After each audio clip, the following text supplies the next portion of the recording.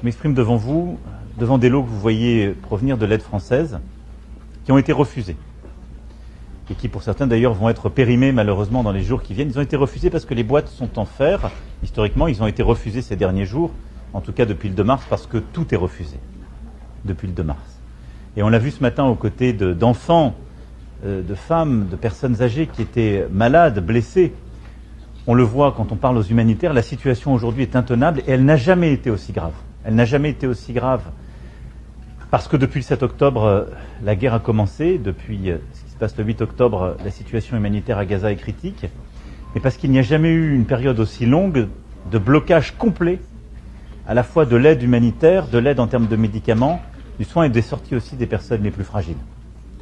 Et donc c'est pour nous la priorité. C'est ce que nous avons d'ailleurs échangé avec les organisations non gouvernementales, avec nos gendarmes qui œuvraient dans le cadre de la mission des Nations Unies, de l'Union européenne pour tenir le point de passage en soutien. Et c'est ce que j'ai pu évoquer hier avec à la fois le président Sissi et le roi de Jordanie dans l'entretien que nous avons eu.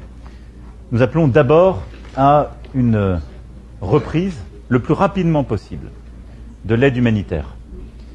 Celle-ci est absolument indispensable compte tenu de la situation critique, c'est-à-dire la reprise de la livraison de nourriture, d'eau, de générateurs pour pouvoir là aussi désaliniser et mettre cette eau en condition, et évidemment de médicaments, et la reprise des sorties des personnes qui sont les plus fragiles pour qu'elles soient prises en charge aussi dans les hôpitaux, en particulier celui qu'on a vu ce matin à Larish, car les capacités médicales ont été très largement détruites aujourd'hui à Gaza.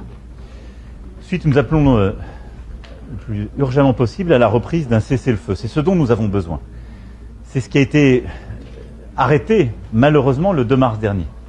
Et donc nous demandons, et nous l'avons demandé officiellement hier au président Trump, lors d'un appel que nous avons passé ensemble, la reprise d'un cessez-le-feu pour 40 à 50 jours, la libération d'otages, à nouveau, et la reprise de discussion afin de consolider un accord sur la solution sécuritaire et politique à Gaza le jour d'après, la démilitarisation du Hamas, l'avancée des discussions sur la gouvernance de l'autorité palestinienne et au fond la reprise d'un processus qui permettra d'aller vers une solution politique à ce conflit qui est la seule solution viable, la seule solution possible. Et c'est celle que nous portons avec à la fois l'Égypte et la Jordanie, celle aussi que j'ai pu échanger ces derniers mois avec les collègues de la région, et celle que nous essayons de bâtir avec l'Arabie saoudite en vue de la conférence qui nous a été confiée pour le mois de juin prochain.